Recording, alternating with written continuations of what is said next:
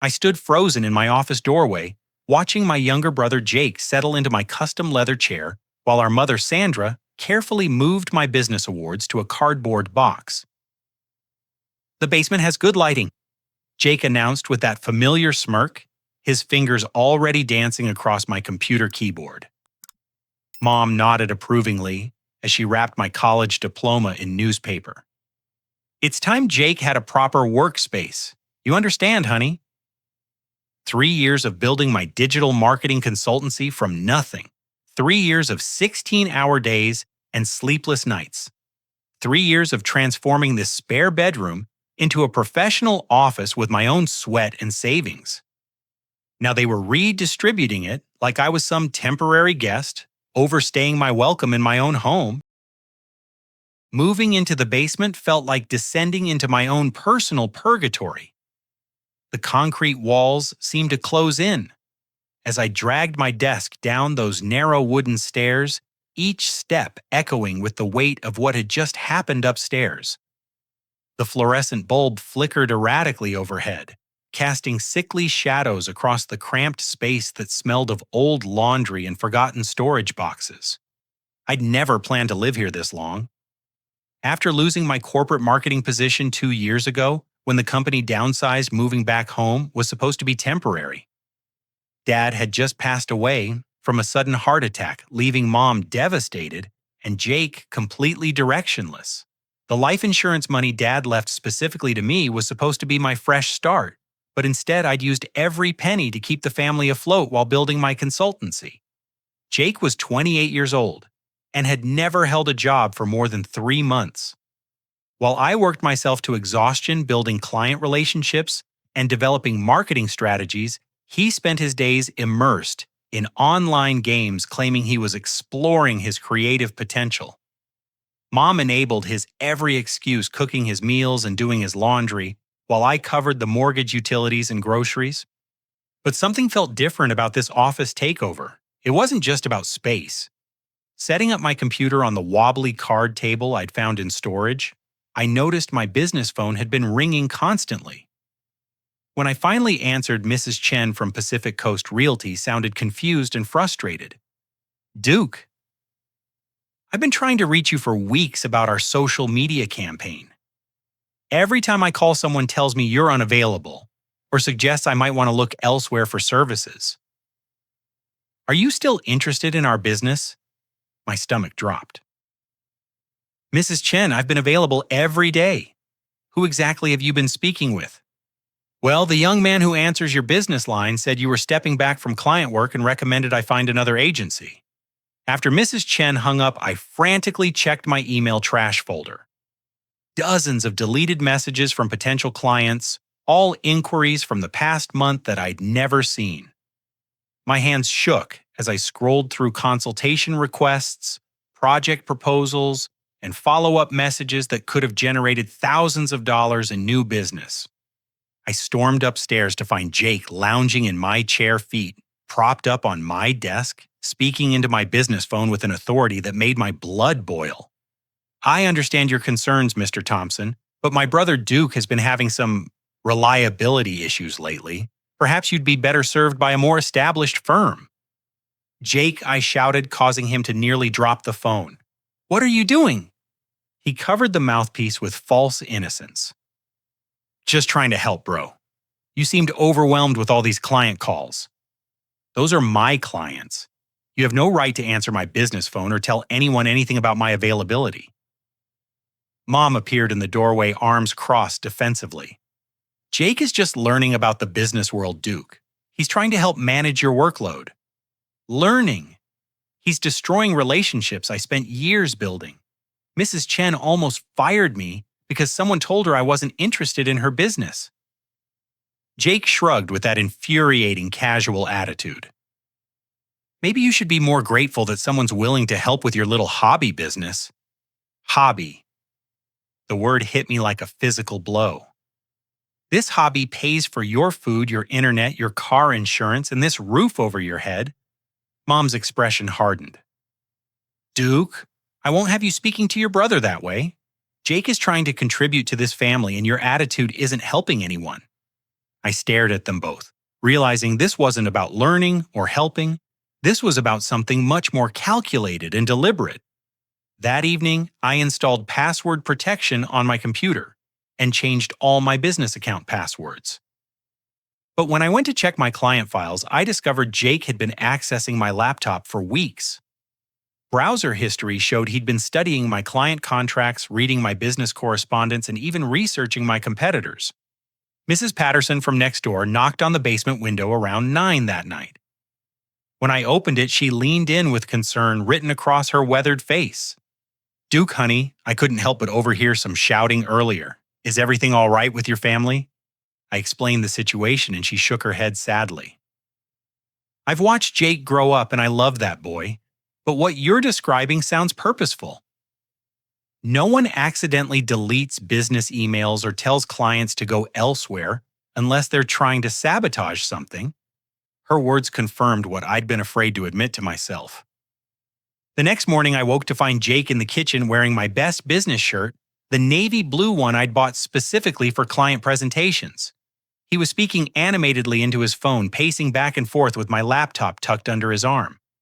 "Absolutely, Mr. Rodriguez. I completely understand your concerns about the previous campaign performance. This is exactly why I wanted to personally take over your account moving forward." Mr. Rodriguez was my biggest client, a restaurant chain owner who'd been working with me for 18 months. I crept closer, my heart pounding, as I heard Jake's confident voice discussing strategies and timelines with authority he'd never earned. "Jake," I whispered urgently, "what are you doing?" He held up one finger to silence me, continuing his conversation. No, Mr. Rodriguez, I'm Duke. We spoke about this transition last week, remember? My assistant will be handling the administrative tasks while I focus on strategy." The room spun around me. My own brother was literally pretending to be me, stealing my identity and my most important client relationship. When he finally hung up, I confronted him with trembling hands. "You just told my client you were me. That's fraud, Jake. That's illegal." "Relax, Duke. I was just covering for you since you seemed too stressed to handle the call properly." But his eyes held a coldness I'd never seen before, and I realized this had been planned much longer than I'd imagined. The confrontation over Jake impersonating me should have been a wake-up call for Mom, but instead she doubled down on defending him with a determination that felt almost manic. "Boys, we need to have a family meeting," she announced the next morning, gathering us in the living room with the solemnity of a corporate boardroom. She'd printed documents from her computer and arranged them on the coffee table, like some kind of legal presentation. "Jake has been studying Duke's business model for months now," she began, "and I think it's time we formalized his role in the company." I laughed, but the sound came out bitter and hollow. "What role? Jake doesn't have any marketing experience, any business training, or any clients. He's been sabotaging my actual work." "That's exactly the kind of territorial thinking that holds family businesses back," Mom replied, with conviction that seemed rehearsed. "Jake deserves equal opportunity to succeed, and this company needs fresh perspectives." Jake leaned forward with a folder I'd never seen before. "Actually, Duke, I've been thinking we should make this official. I've prepared some paperwork that formalizes our partnership arrangement." He slid a document across the table labeled Business Partnership Agreement, with both our names listed as equal partners. My signature appeared at the bottom of the page, but I'd never seen this contract before in my life. "I never signed this," I said, studying the document. The signature looked convincingly like mine, but I remembered every business document I'd ever signed, and this wasn't one of them. "We discussed this last month when you were stressed about the workload," Jake said smoothly. "You said you wanted help managing the business growth." "That's a complete lie. I never agreed to any partnership, and I certainly never signed anything." Mom's voice took on that disappointed tone she'd perfected over the years. "Duke, I was here when you both discussed this arrangement. You can't just change your mind now because you're having second thoughts." The gaslighting was so blatant, it took my breath away. They were rewriting history in real time, creating a fictional version of events that painted me as the unreasonable one. But Jake wasn't finished. I've also been thinking about the financial structure. Since we're equal partners now, I should have access to the business accounts and client communications. Absolutely not. I stood up the partnership document falling to the floor. This is insane. You can't just declare yourself my business partner and expect access to everything I've built. Family businesses require trust and cooperation, Mom said firmly. If you can't work with your brother, maybe this arrangement isn't suitable for living in this house. The threat hung in the air like poison gas. Cooperate with Jake's takeover or face homelessness. I spent the rest of the day trying to contact my clients directly, but discovered Jake had somehow gained access to my business phone account and changed the call, forwarding to his personal cell phone. When I called my own business number, Jake answered with, "Duke Martinez Digital Marketing, this is Jake Martinez speaking." Mr. Rodriguez called my personal phone that evening confused and frustrated. "Duke, I'm getting mixed messages from your office. Yesterday, someone calling himself Jake Martinez said he was taking over my account, but he didn't seem to understand the campaign details we discussed last month. Then today I got an email from your business address saying you're stepping back from client work due to health issues." What's going on? Mr. Rodriguez, there are no health issues, and I'm not stepping back from anything. Someone is impersonating me and sending false information from my business email. This is very concerning, Duke. I need consistency and professionalism from my marketing partner. If there are internal problems at your company, maybe I should consider other options. After I hung up, I checked my business email account and discovered the password had been changed. Jake had somehow accessed my accounts using information I'd never given him. My girlfriend Carmen arrived for dinner that evening and immediately sensed the tension. Carmen worked as a marketing executive for a tech startup and had been encouraging me to expand my business beyond our small town. She took one look at Jake lounging in my office chair and Mom defending his learning process and pulled me aside for a private conversation. "Duke, this isn't normal family dynamics. This is systematic sabotage. Your brother is stealing your business identity, and your mother is enabling it. You need to protect yourself legally before this gets worse." "But what can I do? This is my family." Family doesn't destroy each other's livelihoods. Family doesn't commit fraud or identity theft. You need to document everything that's happening and consult with a lawyer immediately. That night, I started photographing documents, recording conversations on my phone, and backing up all my client files to a secure cloud storage account that only I could access. The next morning brought a shock that made everything else seem minor. I received a notification from my business bank that someone had applied for a $25,000 business loan using my company as collateral. The application listed Jake Martinez as co-owner and authorized signatory. When I called the bank, they confirmed that all the paperwork appeared legitimate and had been submitted with proper identification and business documentation. But I never authorized anyone else to have access to this account or to apply for loans, I explained to the loan officer. "Sir, according to our records, you have a business partnership agreement on file that designates Jake Martinez as an equal partner with full financial authority." Jake had somehow submitted forged documents to my bank creating an official record of a partnership that never existed. He'd researched exactly how to insert himself into my business legally and financially. I rushed to see Harold Kemper, an old family friend who practiced business law downtown. Harold had known our family since I was in elementary school and had helped Dad with his will and estate planning. "Duke, what you're describing constitutes several different crimes," Harold said after reviewing the documents I'd photographed. "Forged signatures, identity theft, bank fraud, and fraudulent business filings. This isn't a family disagreement. This is serious criminal activity. But it's my brother. Surely there's a way to resolve this without involving law enforcement. Your brother is systematically destroying your business and potentially exposing you to massive financial liability.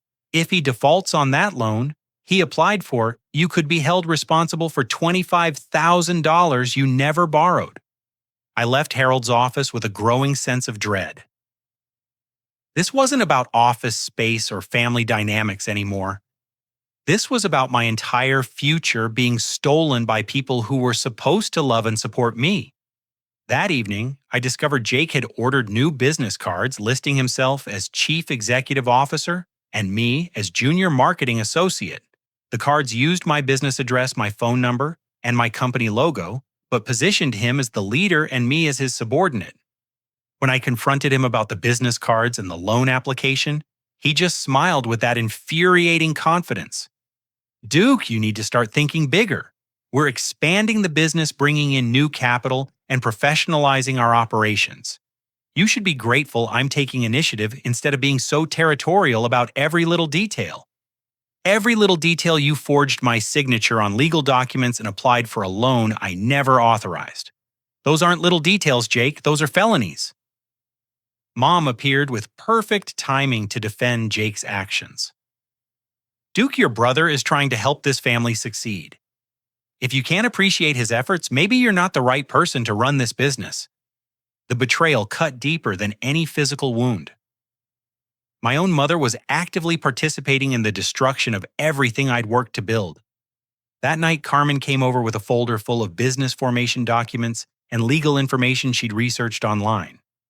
Duke, you need to separate your legitimate business assets from whatever Jake is doing.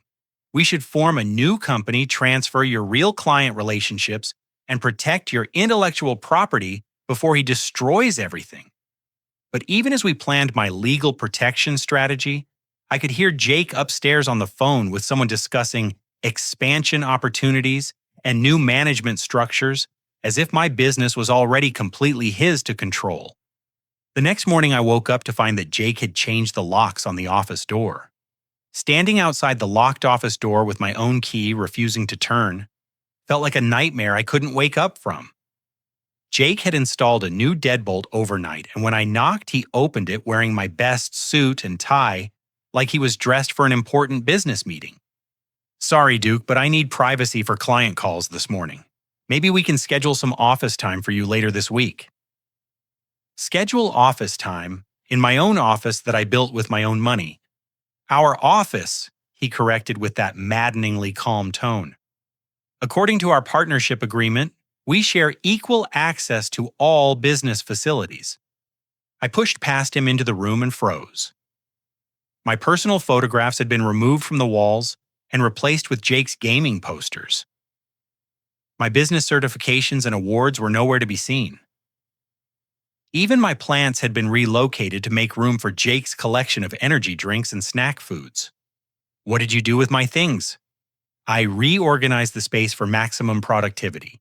Your personal items are safely stored in the basement where you can access them anytime. Mom appeared in the hallway and I turned to her with desperation that probably looked pathetic. Mom, you have to see how wrong this is. Jake has stolen my office-forged legal documents and locked me out of my own business. This isn't about helping families succeed, this is theft. Her response shattered whatever remained of my faith in our family bonds. Duke, I need to be honest with you about something I've been feeling for a long time. She sat down on the hallway bench and looked at me with an expression I'd never seen before. I've watched you succeed at everything you've ever attempted, while Jake has struggled to find his place in the world.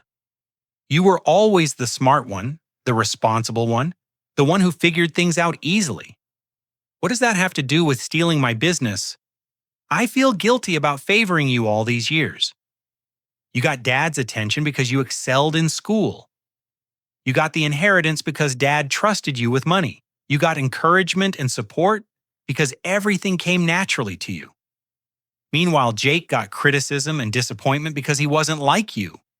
The words hit me like physical blows. So you're punishing me for being successful? You're destroying my business because you feel guilty about encouraging me. I'm trying to level the playing field. Jake deserves a chance to prove himself, and maybe you've had things too easy for too long. Some struggle might teach you humility and help you understand what Jake has been going through his entire life. I stared at my mother, realizing she wasn't just enabling Jake's behavior, she was orchestrating it. The guilt she felt about our different personalities had twisted into resentment toward my achievements and a desire to tear me down. Mom giving someone a chance doesn't mean destroying someone else's livelihood. Help Jake find his own path, but don't demolish mine to make yourself feel better. Everything you've accomplished was built on advantages Jake never had. This family, this house, Dad's support, even the inheritance money. You owe it to this family to share your success. I've been sharing my success. I pay the mortgage, the utilities, the groceries, and every other expense in this house. I've supported this family for 2 years while building my business. What more do you want from me? Jake stepped out of the office with my business laptop tucked under his arm. Actually, Duke, we need to discuss your attitude problem. Mr. Rodriguez called this morning to express concerns about your professionalism, and I had to do some serious damage control. What did you tell him? I explained that you've been under a lot of stress lately, and that the company is implementing new management protocols to ensure consistent service quality. My phone rang at that moment, and I answered to find Mr. Rodriguez sounding frustrated and confused. Duke, I just got off a call with your brother, and I'm extremely concerned about the direction of this business relationship. He told me you've been having personal problems that are affecting your work quality, and he suggested that I might be better served by working directly with him going forward. Mr. Rodriguez, that's completely untrue. I've never missed a deadline, never delivered substandard work, and never had personal problems affect our business relationship. That's exactly what's confusing me. Your work has always been excellent, but now your own brother is telling me there are serious problems. Either he's lying about you, or you're lying about the situation. Either way, this kind of internal conflict makes me uncomfortable about continuing this partnership. After Mr. Rodriguez hung up, I realized Jake's strategy was brilliant in its cruelty. He was using my own reputation for honesty and professionalism against me by creating doubts that I couldn't easily dispel. Carmen arrived during this confrontation and witnessed Mom physically blocking me from entering the office while Jake organized my client files like they belonged to him. She immediately started recording the interaction on her phone. Duke, this is insane. Your family is committing crimes in front of witnesses. You need to call the police right now. But Mom's next revelation made everything infinitely worse. Duke, since you're having trouble accepting the new family business structure, I've made some financial decisions to ensure stability for this household. She handed me a folder of bank documents. I've taken out a second mortgage on this house to provide operating capital for Jake's business expansion plans. You mortgaged the house. The house that Dad left to you with the understanding that it would remain our family home. This house is my asset, and I can leverage it however I choose. Jake presented a very convincing business plan for expanding your little marketing company into a full-service agency. The bank approved a $75,000 loan based on our projections. Your projections, Jake doesn't know anything about marketing business projections or financial planning. What is he planning to do with $75,000? Jake stepped forward with a stack of business cards and brochures he'd apparently been designing. Duke, you've been thinking too small. We're going to hire employees, rent professional office space downtown, and compete with the big agencies for major corporate clients. The brochures looked professional, but made promises that were completely unrealistic. Full-service digital marketing with guaranteed results. Fortune 500 expertise at local prices. Certified specialists in all major platforms. Jake, these claims are false.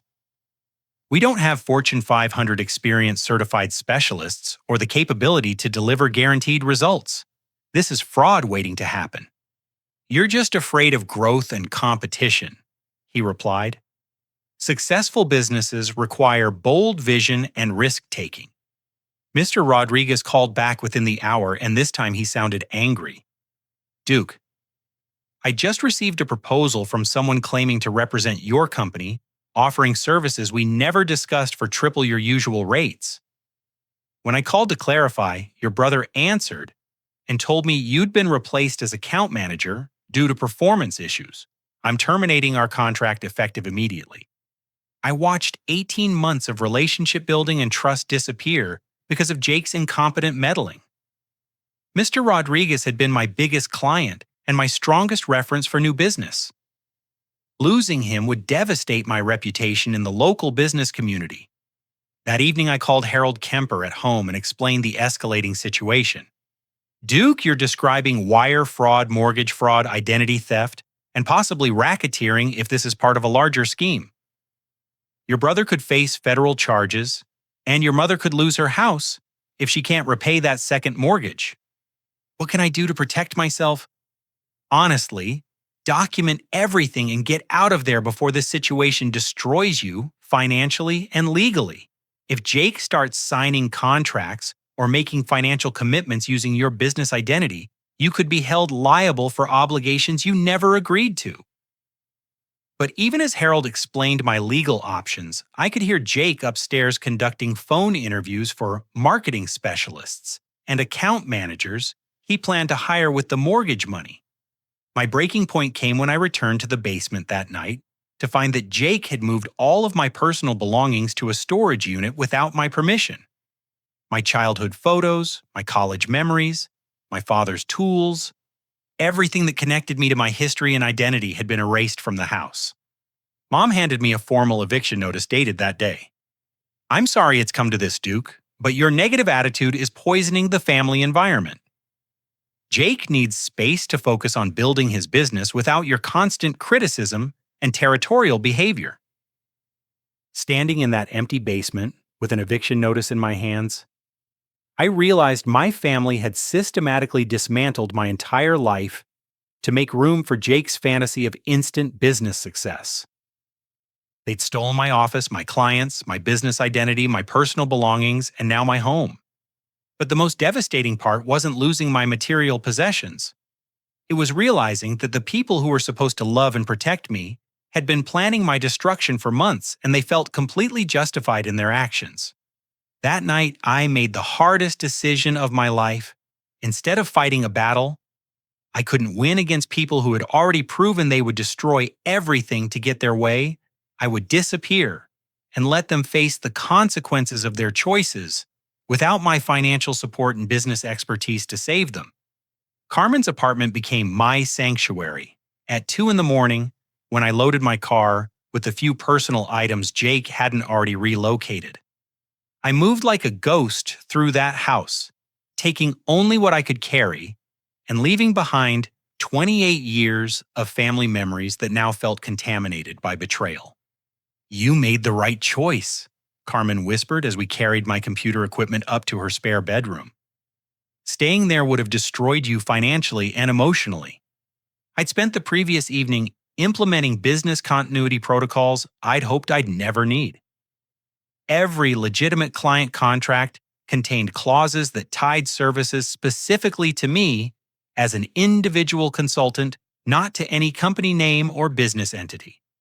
Jake could steal my office and forge partnership documents, but he couldn't legally inherit my professional relationships.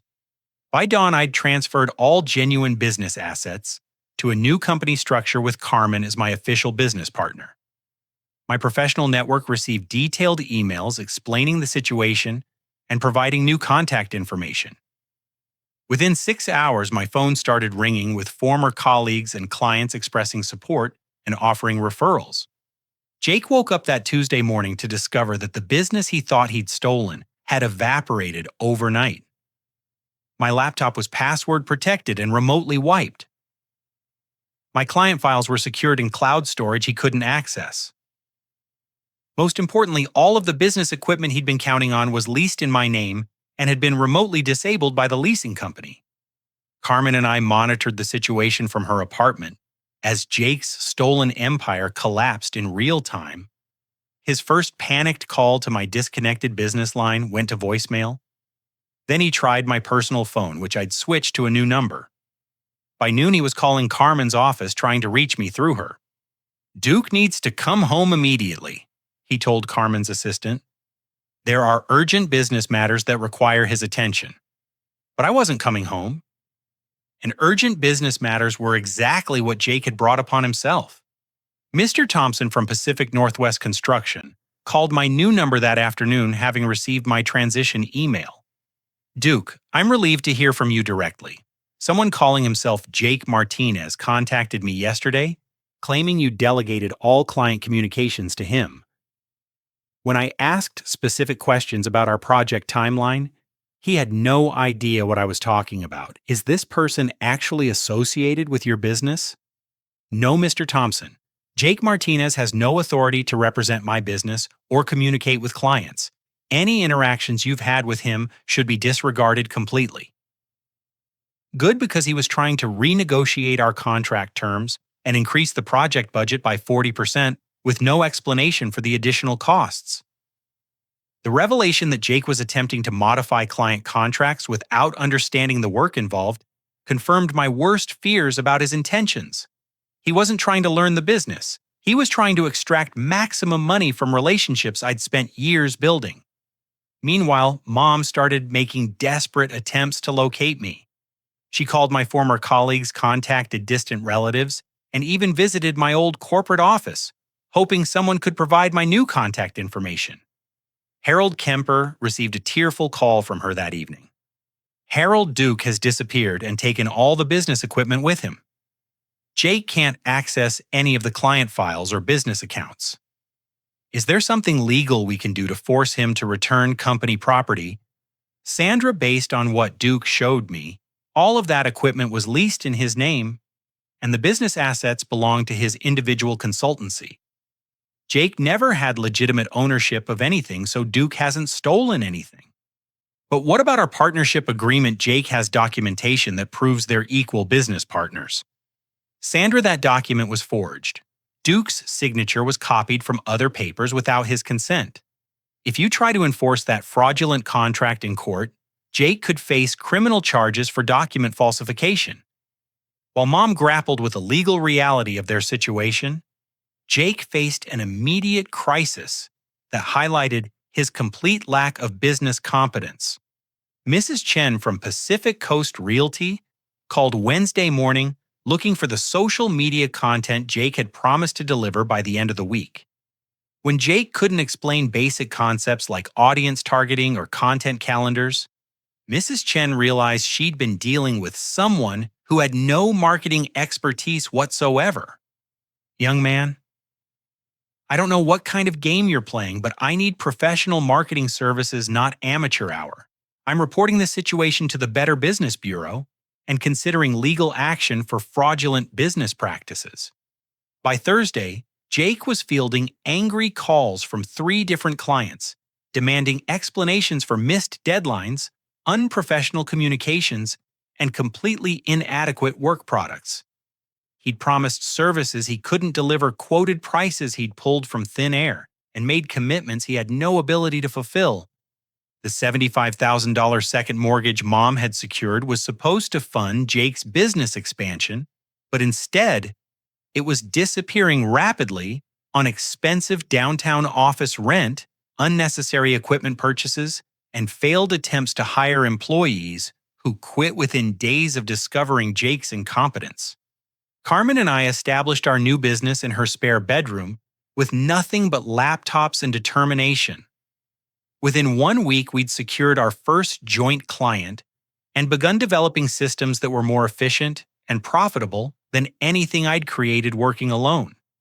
Duke, have you checked your old business phone today? Carmen asked Friday evening as we celebrated signing a major new contract. I'd been avoiding that number, but curiosity finally overcame my reluctance. The voicemail was full of increasingly desperate messages from Jake, Mom, and angry clients who couldn't reach anyone competent to handle their needs. Jake's voice grew more frantic with each message. Duke, you have to come back.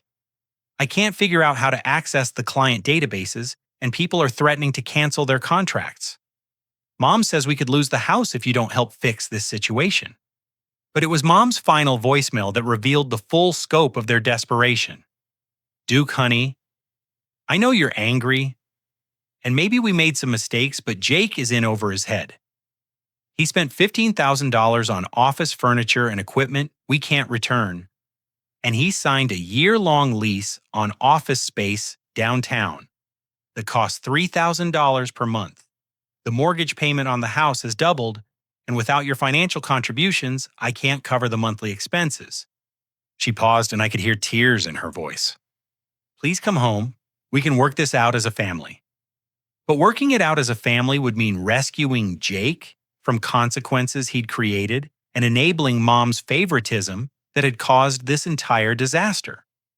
Instead of rushing back to fix their problems, I documented every voicemail and forwarded them to Harold Kemper as evidence of the fraud they'd committed and the financial damage they'd inflicted on themselves. Saturday brought the revelation that Jake's incompetence had legal ramifications beyond ruined client relationships. He'd signed contracts promising specific deliverables by certain deadlines, and his failure to meet those obligations was exposing Mom's house to potential lawsuits from multiple clients. Mrs. Patterson called my new number that weekend with neighborhood gossip that confirmed how visible their crisis had become. "Duke, there were 3 different business people at your mother's door yesterday, and they all seemed very upset.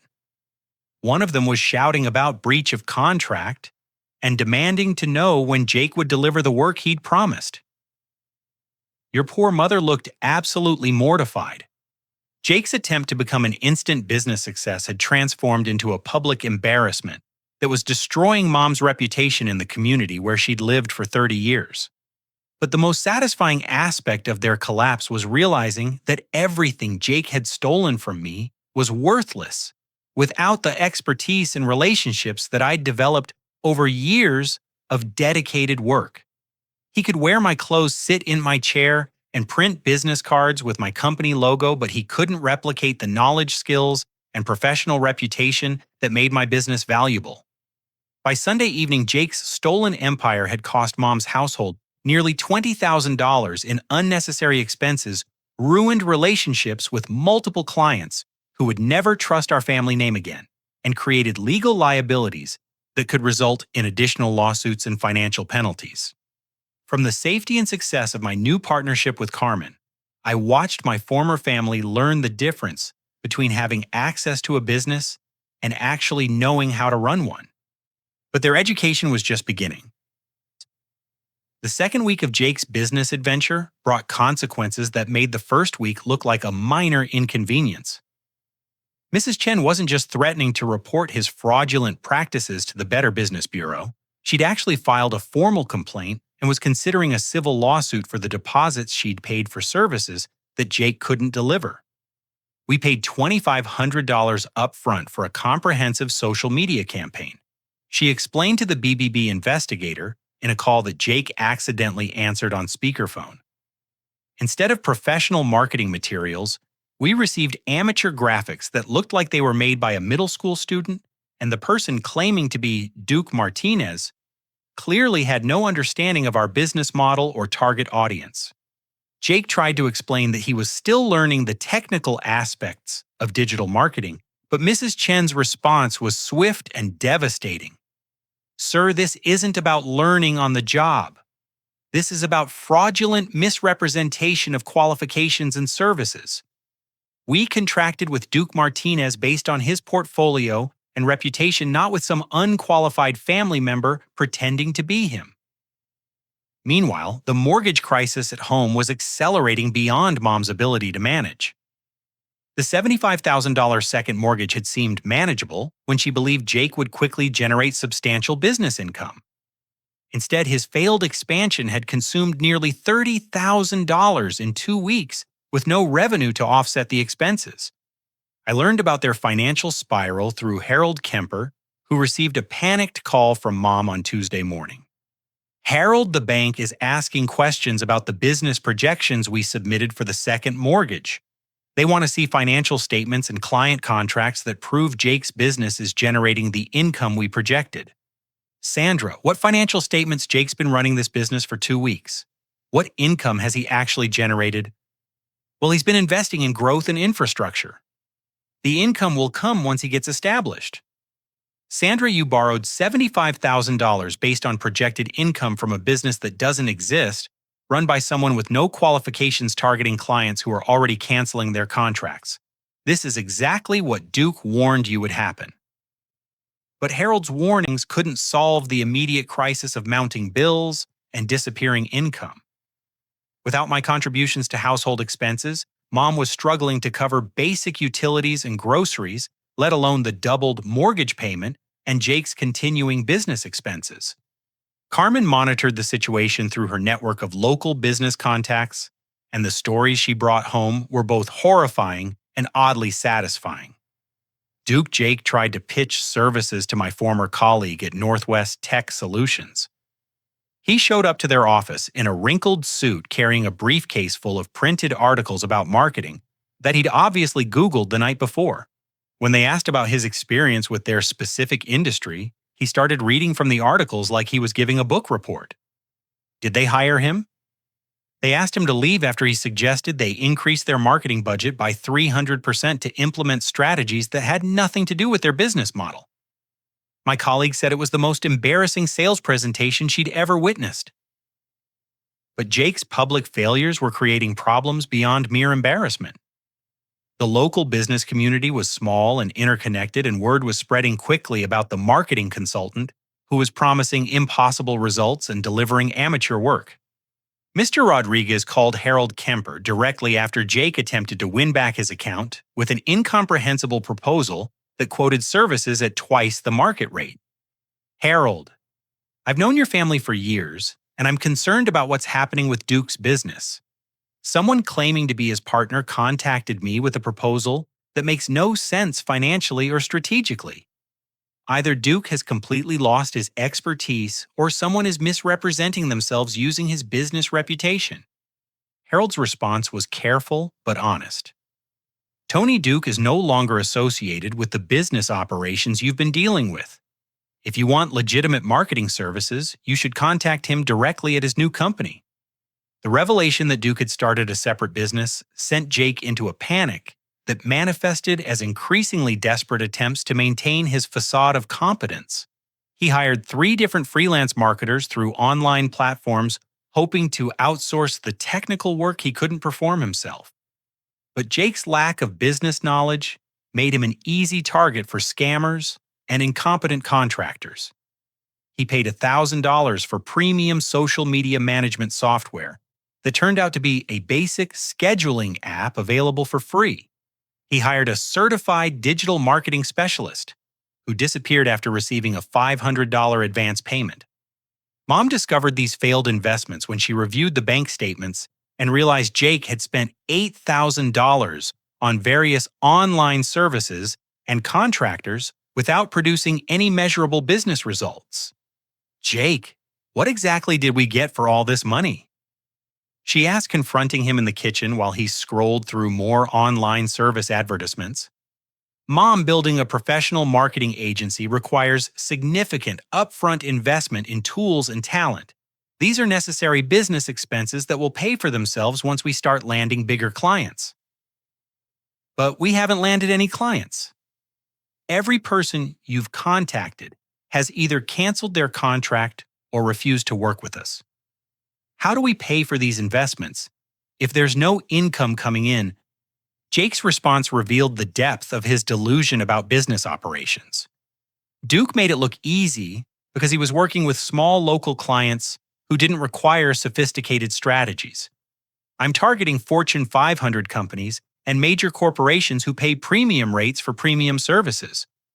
Jake, Fortune 500 companies don't hire unqualified marketing consultants who've been in business for 2 weeks. They will when they see our innovative approaches and cutting-edge methodologies. Mom's growing panic was evident in the voicemail she left on my disconnected business line, which I checked periodically for legal documentation purposes. Duke, I know you can hear these messages somehow. Jake is spending money faster than I can track it, and I'm getting collection calls from businesses he owes money to. The office lease downtown is $3,000 per month, and the equipment he bought can't be returned because he's already damaged some of it trying to set everything up. Her voice broke with genuine desperation. I don't know how to make him stop spending, and I don't know how to generate the income we need to cover all these new expenses. The house payment is due next week, and I don't have enough in the checking account to cover it. But the most devastating blow came when Jake's attempts to expand into digital advertising resulted in a completely preventable disaster.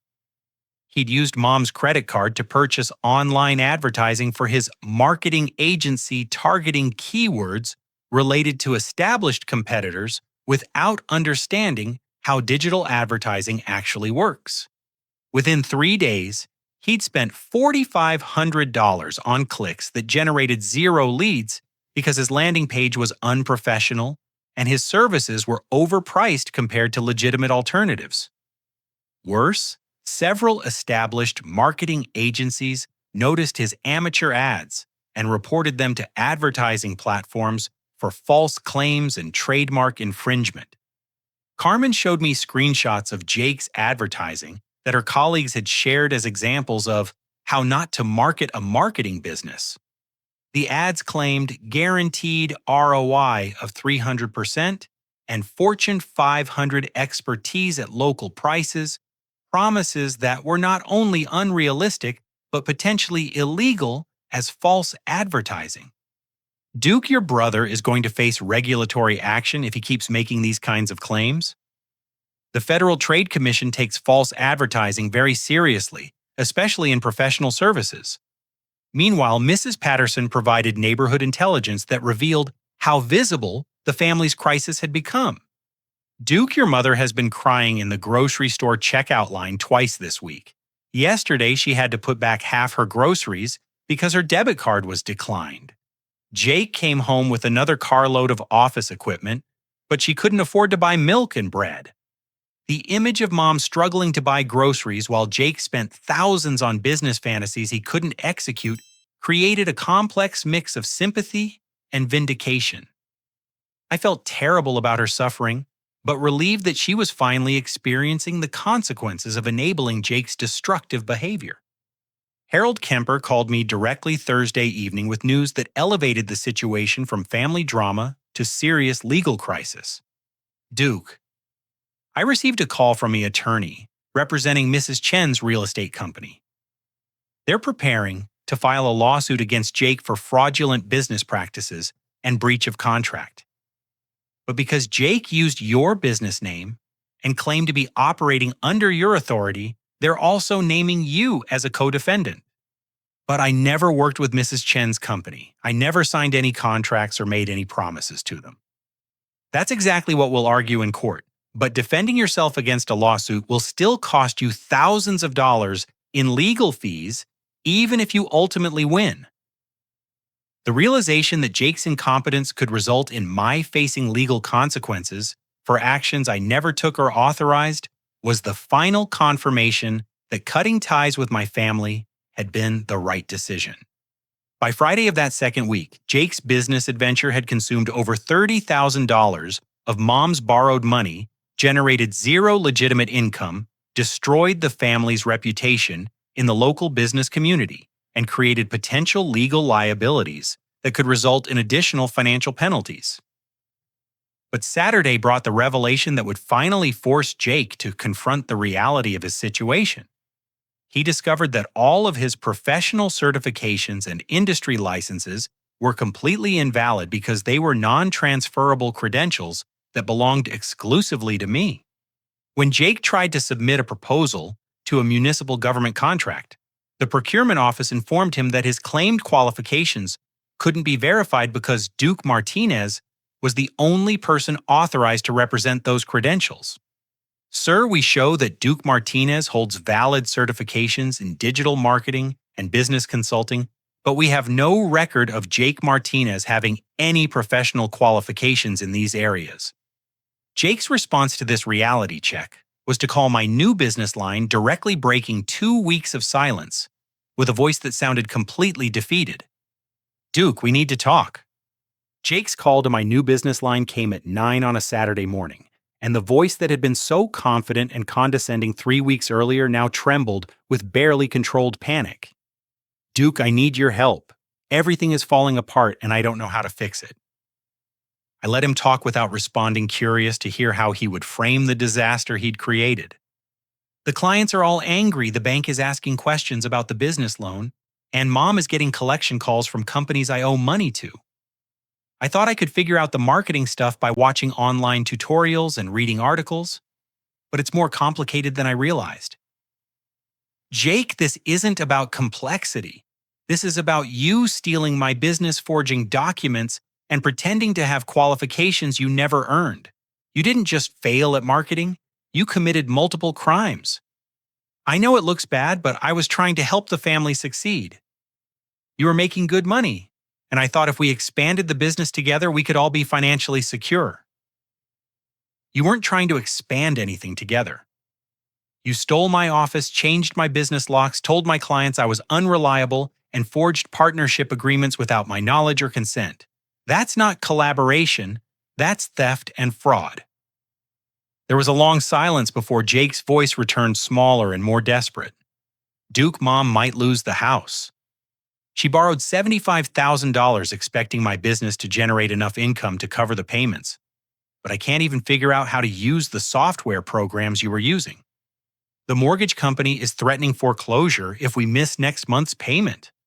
Carmen and I had been building our new business with remarkable success. Word had spread through the local business community that Duke Martinez was operating independently again, and former clients were eager to work with someone they could trust. We'd signed 4 major contracts in 2 weeks and had a waiting list of potential clients. But Jake's admission that Mom faced losing Dad's house created the first genuine moral dilemma I'd encountered since leaving. Dad had bought that house when I was 5 years old, and it contained every important memory of our family before Jake's entitled behavior and Mom's enabling had poisoned our relationships. Jake, I warned both of you that this would happen. I told you that marketing requires years of training and experience that you didn't have. You ignored my warnings because you thought business success was just about confidence and ambition. You're right, and I'm sorry. But we need your help to fix this situation before everything collapses completely. You and Mom created this situation by stealing my business and forcing me out of my home. The consequences belong to you. But even as I spoke, I knew the situation was more complicated than simple justice. Mom's financial crisis wasn't just about Jake's failed business ventures. It was about the loss of my financial contributions to household expenses that she'd taken for granted for 2 years.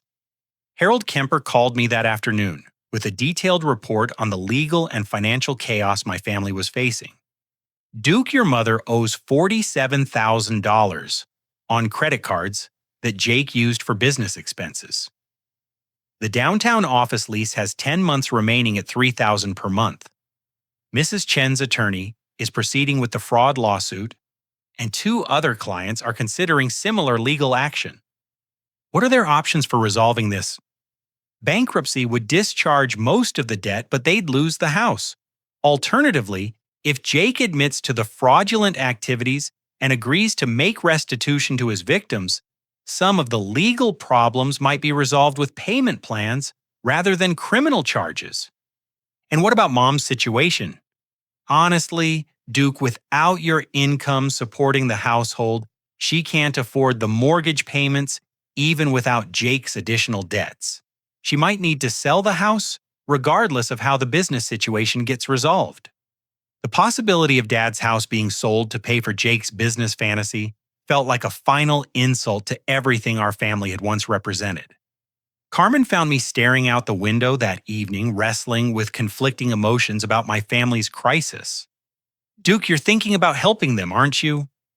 I keep thinking about my father and what he would want me to do. He loved that house, and he trusted me with his inheritance because he believed I would make responsible decisions. Your father also wouldn't have wanted his younger son to steal from his older son or his wife to enable that theft. Helping them avoid consequences for their choices won't teach them anything or prevent future problems. But Sunday brought developments that changed the entire dynamic of the situation. I received a call from Detective Williams with the County Sheriff's Department explaining that Mrs. Chen's complaint had triggered a broader investigation into Jake's business practices.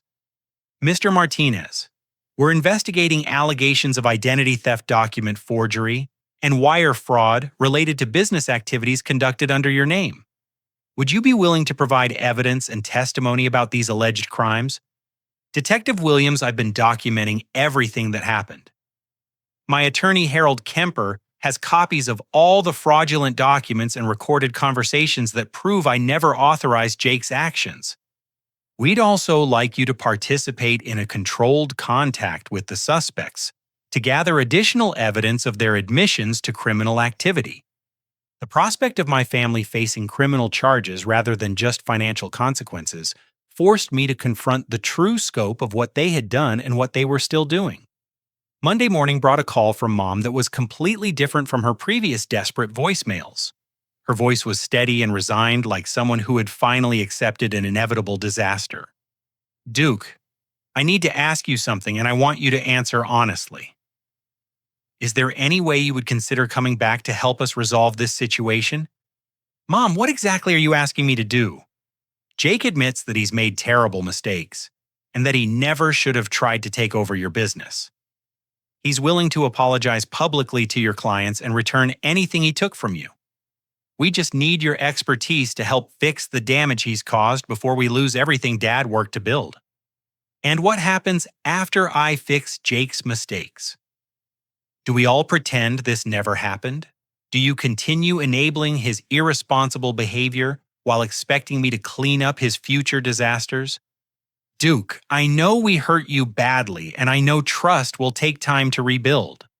But we're family, and families are supposed to help each other when things go wrong. Families are supposed to help each other succeed, not tear each other down. What you and Jake did wasn't a mistake or an accident. It was a deliberate, planned attack on everything I'd worked to achieve." But Mom's next words revealed information that changed my understanding of their situation. Duke, Jake didn't plan this alone. I helped him research your business model and figure out how to access your accounts. I gave him your personal information and encouraged him to take a more active role in the company. This wasn't just Jake's idea, it was mine too. The admission that Mom had been the architect of the plan rather than just an enabler created a strange sense of relief. At least now I knew the full truth about their betrayal. Why, Mom? Why would you help Jake destroy my business? Because I was afraid that your success would eventually lead you to move away and start your own family, leaving Jake with no direction or support. I thought, if he became successful too, both of my sons would be financially stable and want to stay close to home. Her reasoning was heartbreaking in its selfishness and short-sightedness. She'd sabotaged my future to prevent me from having independence from the family dysfunction she'd created. Tuesday brought the culmination of 3 weeks of consequences when Jake's business creditors began taking legal action to recover their losses. The office equipment company repossessed everything he couldn't pay for. The downtown lease company demanded immediate payment of the remaining contract or legal action for breach of lease. But the most dramatic development was Jake's complete emotional breakdown when he realized the full scope of the legal and financial catastrophe he'd created. Carmen accompanied me to Harold Kemper's office that afternoon, where Jake and Mom waited with their own attorney, looking like defendants at a criminal trial. Jake's appearance shocked me. He'd lost weight, his clothes were wrinkled and stained, and his eyes held the hollow look of someone who hadn't slept in days. When he saw me, he immediately started crying with genuine remorse that seemed completely out of character. "Duke, I'm sorry. I thought I could learn your business quickly and prove that I was capable of success too. I never meant for everything to go so wrong. Jake, you didn't just try to learn my business. You tried to steal it by forging documents, impersonating me to clients, and lying to financial institutions. Those aren't innocent mistakes. Those are deliberate crimes. I know, and I'm ready to face whatever consequences I've earned.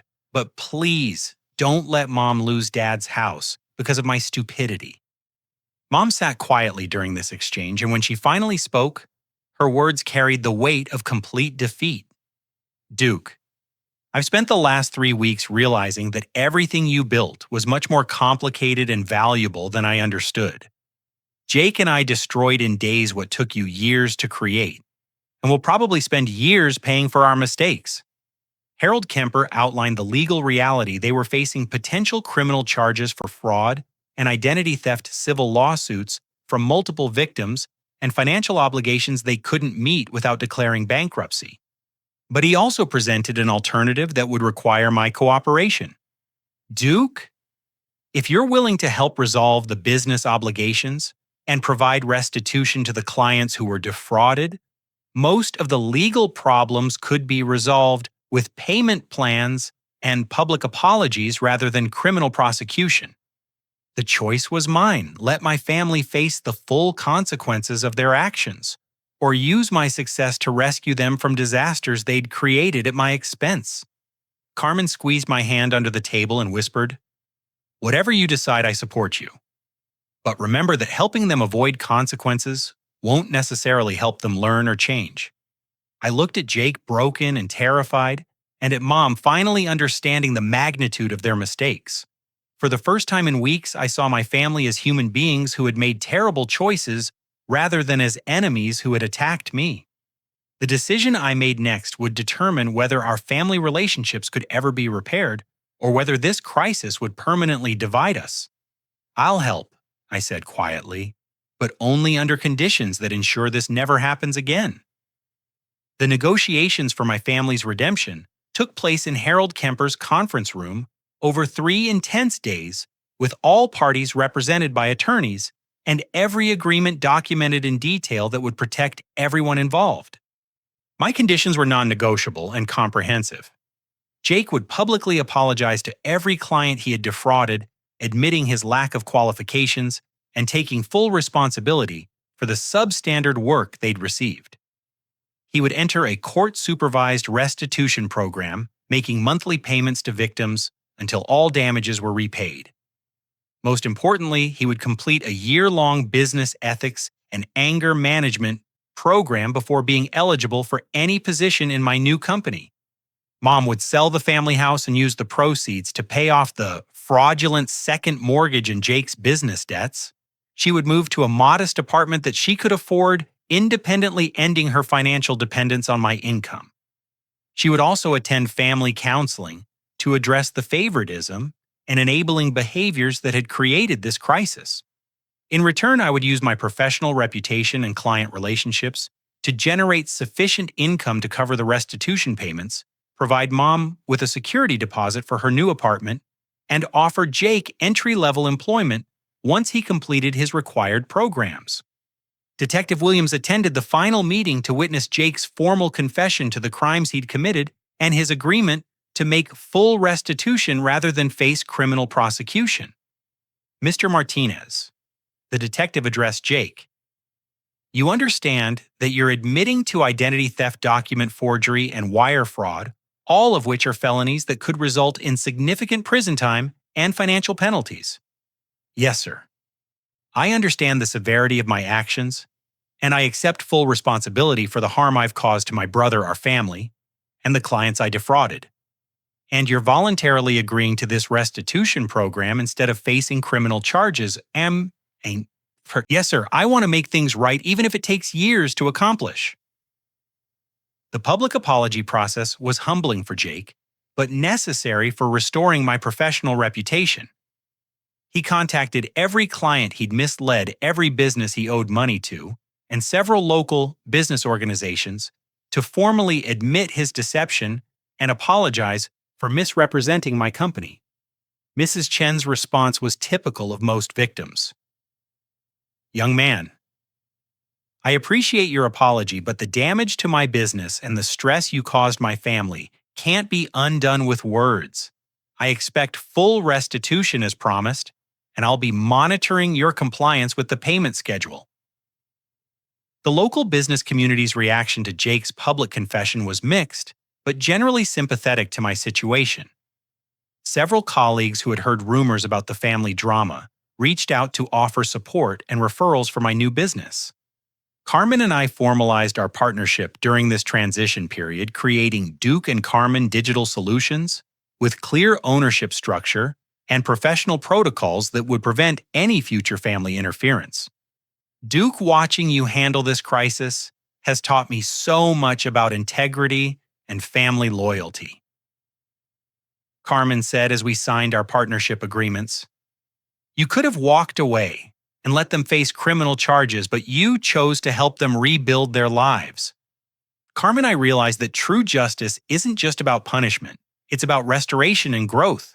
Jake needed to face consequences for his actions, but he also needed a path to redemption if he was willing to take it.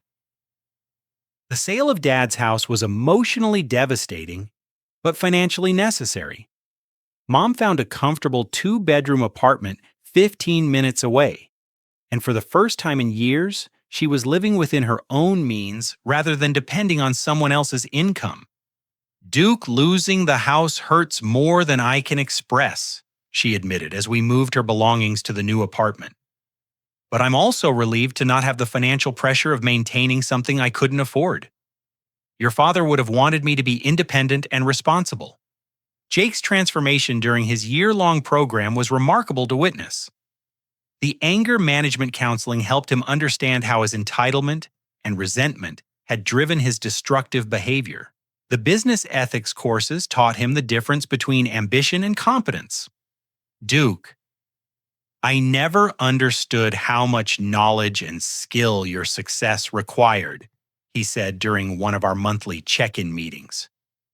"I thought business was just about confidence and salesmanship, but now I see that competence and integrity are the foundation of everything." 6 months into the restitution program, Jake had made consistent payments to all his victims and was working part-time for a legitimate marketing company where he was learning basic skills under proper supervision. The transformation in our family dynamics was gradual but genuine. Mom stopped making excuses for Jake's behavior and started holding him accountable for his commitments. Jake stopped expecting instant success and started appreciating the value of steady progress and honest work. Family dinners resumed after 8 months, but now they were based on mutual respect rather than obligation. We talked about our individual goals and challenges without anyone feeling entitled to someone else's achievements or resources. "This family feels completely different now," Mom observed during one of these dinners. "We're actually supporting each other instead of competing or taking from each other." Duke and Carmen Digital Solutions grew rapidly beyond anything I'd achieved working alone. Our reputation for integrity and competence attracted clients from throughout the Pacific Northwest, and we hired 3 additional employees within our first year. Jake completed his programs with excellent reviews and joined our company as a junior marketing coordinator, starting at entry level and earning advancement through demonstrated competence rather than family connections. "Duke, I know it will take years to fully rebuild your trust," he said on his first day of legitimate employment, "but I want you to know that I'll never again try to take shortcuts or claim credit for work I didn't do." Carmen and I announced our engagement during the company's first anniversary celebration, and both Mom and Jake expressed genuine happiness for our success and future together. The most satisfying aspect of our family's restoration was realizing that everyone had learned essential lessons from the crisis. Mom learned that true love means encouraging independence rather than enabling dependence. Jake learned that success requires competence and integrity, not just ambition and entitlement. I learned that forgiveness and boundaries can coexist, and that helping people face consequences can be more loving than protecting them from their mistakes. 2 years later, we moved our expanded business into a beautiful downtown office space, with Jake earning his own private workspace through consistent performance and professional growth. The family photos in my office now show all of us at Jake's graduation from the business certification program, at Mom's housewarming party for her apartment, and at Carmen's and my wedding, where both Mom and Jake played meaningful roles in celebrating our new beginning. Jake's restitution payments were completed ahead of schedule, and several clients who had been defrauded actually hired our legitimate company for future projects, impressed by his dedication to making amends for his mistakes. "Duke," Mom said during our latest family dinner, "I know we can never undo the pain we caused you, but I'm grateful that you gave us the opportunity to become the family your father would have been proud of. The house that holds our family memories now belongs to a young family with children who fill it with laughter and new traditions. But the real family home we've built together is based on honesty, respect, and genuine care for each other's well-being.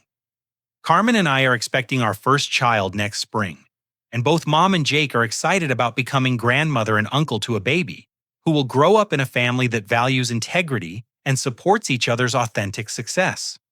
Looking back on the crisis that nearly destroyed our family relationships, I realize it was also the catalyst that forced us to build something much stronger and healthier than what we'd lost.